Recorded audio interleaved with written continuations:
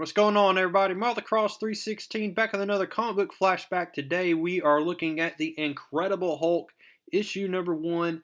This issue came out in May of 1962, and yes, we are looking at the very first appearance of the Incredible Hulk. I mean, this is a classic key issue. We are going to be diving into just the origin story of the Hulk, going way back to the very beginning. I'm just so happy to look at this issue with you today. So do not click away because we have an exciting issue to look at today. I mean, what a classic character we're going to be looking at today. Everybody's favorite Hulk. We're looking at the Hulk today.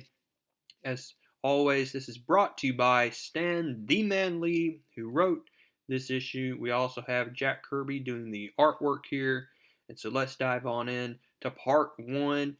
Half man, half monster. Who is the Hulk? And as you look at the appearance of the Hulk, he looks a lot different from how he looks currently. As we know Hulk as the green monster, but in this very first issue, he had gray skin instead. And so it's a little bit different, but let's go ahead and dive on into this today's story here. And so we start out here, we're in a desert setting here, and there is this incredible G bomb, and it was created by none other than our main character, which is Dr. Bruce Banner. And so he is this brilliant scientist. He's known for being this great scientist for creating these rockets and knowing a lot about gamma radiation. And there's this other character, and he's going to be the one of the antagonists of this story here. And this guy is Igor. And Igor, as we'll find out soon enough, is actually a spy for Russia. He's a red spy. And so at this time, it's called the Soviet Union. We had the whole Cold War era going on here in the 60s, early 60s. And we're also introduced here to Thunderbolt General Ross here. And he's also another antagonist and a classic Hulk villain. He makes his first appearance in this issue, and he is barking orders at Bruce Banner that they need to go ahead and launch this G bomb already. They've been waiting and just wasting time here. Why don't they just launch the daggum thing? We're also introduced to his daughter here, and that is, as we see, Betty Ross, and she, as we will find out, will develop a huge crush on Bruce Banner. And so one thing we need to understand is that Igor is jealous of Bruce Banner, and he wants to get a hold of Bruce Banner's gamma radiation formula. That's his whole big deal here. And he's asking Bruce Banner up front, very directly, hey, can I get that secret formula from you? And we see that Bruce Banner is not budging. He's not going to give that formula to anyone. And so, as they're about to launch this G bomb up into the air, we see here that Bruce Banner is looking through his binoculars, and all of a sudden he sees this car in the zone here where this gamma bomb is going to go off. And we see here that Dr. Bruce Banner starts to panic here. He races out to the zone, and we see here that he tells Igor, look, you need to stop this from launching. I got to go save this guy. But we see that Igor does not he's not going to tell people involved with the launch to stop the fire. And so we're going to see here that Dr. Bruce Banner, as he saves Rick Jones here, this is Rick Jones, we're introduced to him. This gamma bomb goes off, and we see that Bruce Banner is caught in the crossfires of this gamma rays. And he is just coated in these gamma rays. And you would have thought that a person like this, who is exposed to this much gamma radiation, would have died, but we see here that miraculously Bruce Banner survived all of it. And as we now are seeing here, he wakes up and he's in the doctor's room, and he's like, where am I? How did I even get here? How am I still alive?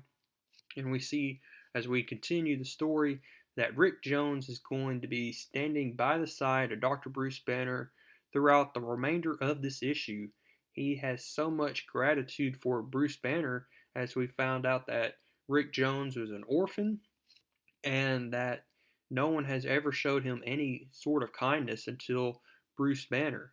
But all of a sudden, as he's talking to Rick Jones, a transformation begins to happen, and here we see the first appearance of the Hulk, and we see that once Bruce Banner becomes the Hulk, he his whole mindset begins to change. He becomes very selfish. He's a monster.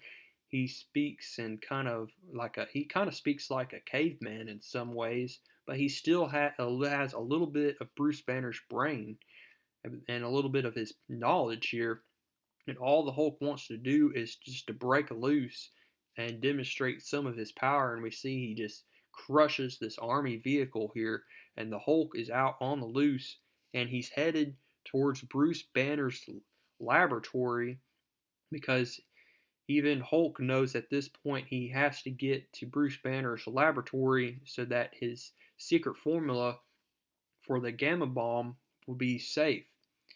And so now we go into part two here, and we see that the army has been notified about the appearance of the Hulk. There's this big brute monster out and about, and as we're going to see, Thunderbolt Ross and the rest are going to find out just exactly how monstrous the Hulk really is.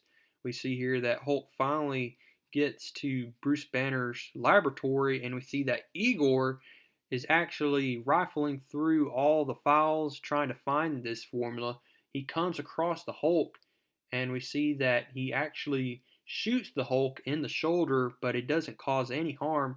Hulk grabs a hold of Igor's gun, crushes it, and then grabs a hold of Igor, and he's about to kill him, but Rick Jones comes and says, like, no, stop it, don't, you're going to kill him. So he just throws Igor right into a bunch of equipment here. They finally find that the secret formula was taped on the bottom of this beaker, and so now Rick Jones has a hold of this secret formula. See that Hulk is still on the loose. He grabs a hold of this photo, and he's like, why does this man look so familiar? Rick Jones reveals to the Hulk, that's you, Hulk. That's Bruce Banner. And he's like, oh man, Bruce Banner is a weakling. And so we see right from the beginning that Hulk disdains Bruce Banner. He thinks Bruce Banner is a weakling, and he has very hard time trusting humans, as we soon find out.